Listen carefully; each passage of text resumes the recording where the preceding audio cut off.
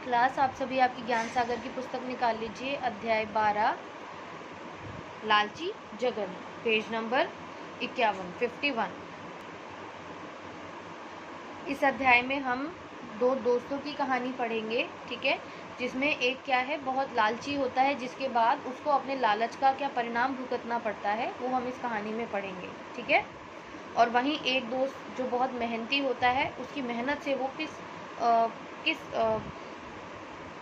मुकाम पर पहुंच जाता है वो हम पढ़ेंगे, ठीक है। तो लालच करने से क्या होता है और मेहनत करने से क्या होता है, बेसिकली हमें वो समझनी है। इस लेसन में आपको ये समझाने की कोशिश की गई है। तो अध्याय शुरू करते हैं। बहुत पुरानी बात है, राजन और जगन नाम के दो दोस्त थे, ठीक है। बहुत पुरानी बात है। दोस्तों के नाम क्या थे? राजन और जगन। राजन नेक और मेहनती लड़का था, जगन लालची व आलसी था। ये आपको याद रखना है कि कौन सा दोस्त मेहनती था, कौन सा आलसी था, क्योंकि आगे शायद क्वेश्चन में भी पूछा जा सकता है। राजन कैसा था? नेक और मेहनती। और जगन कैसा था? लालची और आलसी। अध्याय का नाम ही क्या है? लालची जगन। तो इससे भी आप याद रख सकते हैं कि जगन लालची था और राजन नेक था और मेहनती। एक बार उसके गांव में अकाल पड़ गया। भूख और प्यास से गांव के पालतू जानवर मरने लगे। लोग दाने दाने को तरसने लगे। बहुत से लोग गांव छोड़कर चले गए। राजन और जगन ने भी गांव छोड़कर शहर जाने का फैसला किया। अब क्योंकि गांव में अकाल पड़ गया था तो सभी लोग गांव छोड़कर जा रहे थे, तो उन दोनों दोस्तों ने भी यही निर्णय किया कि वो भी गांव छोड़कर शहर जाएंगे। आखिर एक दिन दोनों दोस्त भी शहर जाने के लिए गांव से निकल पड़े। शहर का रास्ता जंगल से होकर जाता था। चलते चलते जब दोनों थक गए तो एक पेड़ के नीचे बैठकर आराम करने लगे। जगन पेड़ के नीचे बैठते ही सो गया। राजन इधर उधर देखने लगा। उसने देखा कि सामने एक पेड़ के नीचे एक साधु तपस्या कर रहा है, ठीक है। तो किसने देखा? जो नेक था, मेहनती था, राजन ने देखा, क्योंकि जगन तो आलसी था तो वो तो पेड़ के नीचे बैठते ही सो गया। लेकिन राजन इधर उधर देखने लगा तो उसको कौन दिखा? एक साधु थे जो पेड़ के नीचे बैठकर तपस्या कर रहे थे। राजन उठकर वहां गया। पास ही साधु की कुटिया थी। कुटिया बहुत गंदी थी। वहां बहुत सा कूड़ा करकट पड़ा हुआ था। राजन ने कूड़ा करकट साफ कर दिया। कुछ समय बाद जगन भी वहां पहुंच गया। दोनों साधु के निकट बैठ गए। कुछ समय बाद साधु ने अपनी आंखें खोली। राजन और जगन ने साधु को नमस्कार किया। साधु ने अपने आसपास की तथा कुटिया की सफाई देखी तो खुश हो गए। साधु बोले, मैं तुम दोनों से बहुत खुश हूँ। तुम दोनों मुझसे अपनी अपनी पसंद का एक एक वरदान मांग लो। अब यहाँ सफाई किसने की थी? राजन ने। लेकिन जगन भी जाकर बैठ गया और जब साधु ने आंखें खोली तो उनको वो दोनों वहाँ पर मिले, तो उनको लगा कि दोनों ने मेहनत की है, तो उन दोनों को ही बोला कि तुम जो भी मांगना चाहते हो एक एक वरदान मांग सकते हो। तो राजन ने कहा, मैं चाहता हूँ कि मुझे शहर जाते ही नौकरी मिल जाए, जो मेहनती था। साधु ने कहा, ठीक है, तुम्हें शहर जाते ही नौकरी मिल जाएगी। जगन को तो मांगने का मौका चाहिए था। राजन मेहनती था, उसने नौकरी मांगी और उसको वो साधु ने बोला कि मिल जाएगी। लेकिन जगन कैसा था? लालची था, ठीक है, तो उसको तो मांगने का मौका चाहिए। लालची इंसान तो हमेशा मांगते हैं। मौका मिलते ही वह उसका लाभ उठाना चाहता था। उसने साधु से कहा, आप मुझे कोई ऐसी वस्तु दीजिए जिससे किसी भी वस्तु को सोने का बनाया जा सके। अब यहाँ देखिए, जगन ने ऐसी कोई चीज़ मांगी जिससे कोई भी वस्तु को सोने का बनाया जा सके। मतलब वहाँ भी वो मेहनत नहीं करना चाह रहा था, आसानी से उसको सोना मिल जाए ऐसी कोई चीज़ वो चाह रहा था। लेकिन वहीं राजन ने क्या? सिर्फ एक नौकरी मांगी जो कि वो मेहनत से करना चाहता था। तो दोनों में ये फ़र्क था।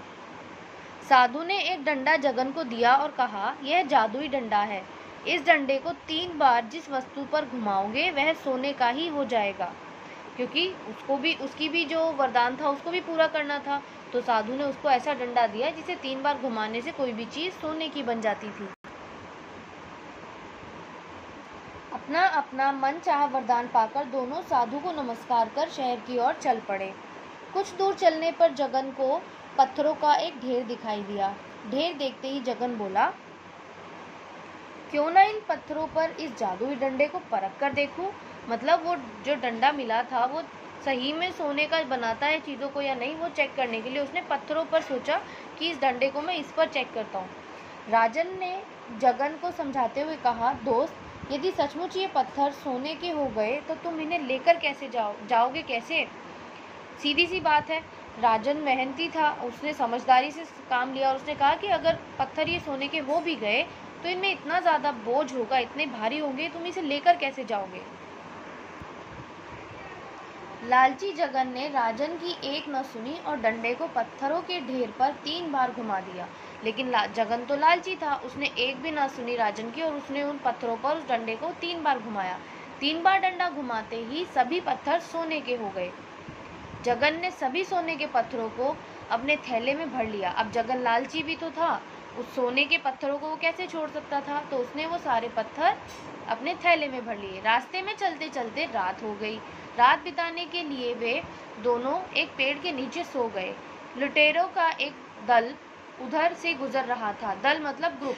जब वो दोनों सो गए तो वहां पर लुटेरों का एक ग्रुप वहां से गुजर रहा था। दोनों लड़कों को देखकर वे वहां आ गए और सोने के सब पत्थर उनसे छीन लिए। अगले दिन राजन और जगन शहर जा पहुंचे।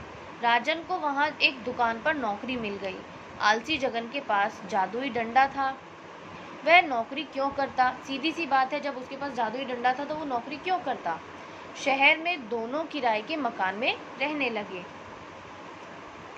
एक दिन जब राजन सो रहा था, जगन घर से बाहर निकला। उसने एक टूटा फूटा मकान देखा जिसकी ईंटें इधर उधर बिखरी पड़ी थी।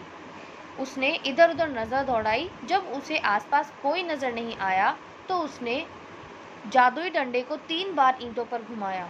देखो, वो लालची था, वो अपनी आदत से क्या था, बहुत मजबूर था। उसने क्या किया, टूटे हुए मकान की ईंटों पर उस डंडे को घुमा दिया।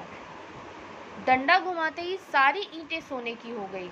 जगन भागकर घर गया और बोरी ले आया। अब इतनी सारी ईंटें, जगन लालची है तो सोने की ईंटें कैसे छोड़कर जाता, तो वो भागकर वापस घर गया और एक बोरी लेकर आ गया। उसने फटाफट सोने की ईंटों को बोरी में भर लिया। सारी सोने की ईंटें उसने फटाफट से बोरी में भर ली। बोरी को कंधे पर लादकर जगन अभी कुछ ही दूर गया होगा कि उसे एक सिपाही ने पकड़ लिया। अब सीधी सी बात है, वो सोने की ईंटें लेकर वो वापस घर तो जाता नहीं, तो वो वहां से भागने के चक्कर में था। लेकिन उसे पास में ही एक सिपाही ने पकड़ लिया। सिपाही ने जगन की बोरी खुलवा कर देखी। बोरी में सोने की ईंटों को देखकर सिपाही ने उसे चोर समझा और पकड़कर राजा के पास ले गया। राजा ने उसे कारागार में डाल दिया। सोने की ईंटें लेकर कोई मामूली सा आदमी जाएगा तो जो सिपाही है, जो उसको तो शक होगा कि जरूर ये चोर है, कहीं से चुरा कर लाया है। उसे तो पूरी कहानी का पता नहीं, और राजा ने भी यही विश्वास किया कि ये चोर है, तो उसको कारागार में डाल दिया। 1 साल बाद जब जगन जेल से छूटा, तब तक राजन ने मेहनत से अपनी खुद की दुकान खोल ली थी।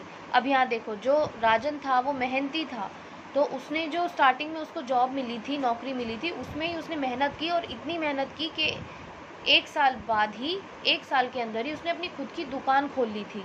और वहीं वो जो लालची जगन था, उसको 1 साल के लिए कारागार में, मतलब जेल में जाकर रहना पड़ा। राजन ने जगन को नौकरी करने का सुझाव दिया। जगन को राजन का सुझाव पसंद नहीं आया, क्योंकि वो तो लालची था, मेहनत तो उनको पसंद नहीं थी, तो उसको राजन का ये सुझाव पसंद नहीं आया।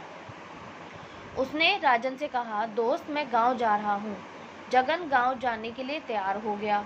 अभी भी उसको मेहनत नहीं उसको पसंद थी। वो जेल काट कर आया था, लेकिन फिर भी वो मेहनत नहीं करना चाहता था। राजन उसे नाव में बैठाकर वापस चला गया।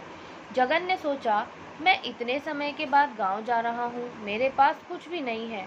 उसी समय उसने नदी में एक कछुआ जाते हुए देखा।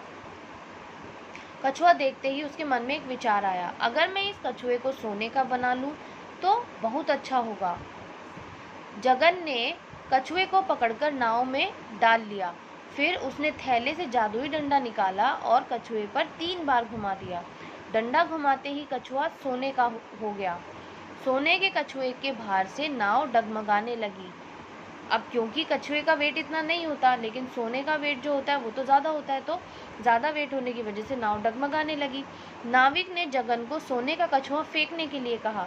जो नाव चला रहा था उसको कहते हैं नाविक, जो नाव चलाते हैं। तो नाविक ने उस सोने का कछुआ जगन को पानी बोट में से या नाव में से फेंकने को कहा। जगन ने कछुआ फेंकने से इनकार कर दिया क्योंकि वो लालची था। जगन का इनकार सुन नाविक को गुस्सा आ गया। उसने जगन को नदी में ढकेल दिया और कछुए को भी फेंक दिया, क्योंकि उसे तो बचना था, उसे तो अपनी जान प्यारी थी। तो उसने जगन को नदी में ढकेल दिया और वो जो कछुआ था उसको भी पानी में फेंक दिया। जगन ने जैसे तैसे खुद को बचाया, लेकिन जगन का जादुई डंडा नदी की तेज जलधारा में बह गया। वो जो जादुई डंडा था वो तेज पानी में बह गया। अपने लालच के कारण जगन गांव से जिस हाल में निकला था उसी हाल में वापस लौटा। 1 साल पहले वो जिस हाल में गांव से आए थे वो उसी हाल में वापस गांव लौट गया। अगर उसने राजन की तरह मेहनत की होती तो शायद वो भी कुछ अचीव कर पाता। जैसे उसने 1 साल के अंदर अपनी खुद की दुकान खोल ली थी, लेकिन यहाँ तो जगन अब बार बार अपने लालच को दिखाता रहा और बार बार उसको प्रॉब्लम्स होती रही और एंड में उसके हाथ कुछ नहीं आया। तो इस कहानी से हमें क्या शिक्षा मिलती है? मनुष्य को लालच ना करके अपनी मेहनत पर विश्वास करना चाहिए। राजन को अपनी मेहनत पर विश्वास था और उसी मेहनत पर उसने अपनी खुद की दुकान खोली। वहीं जगन लालची था, वो मेहनत नहीं करता था तो उसको कुछ भी नहीं मिला।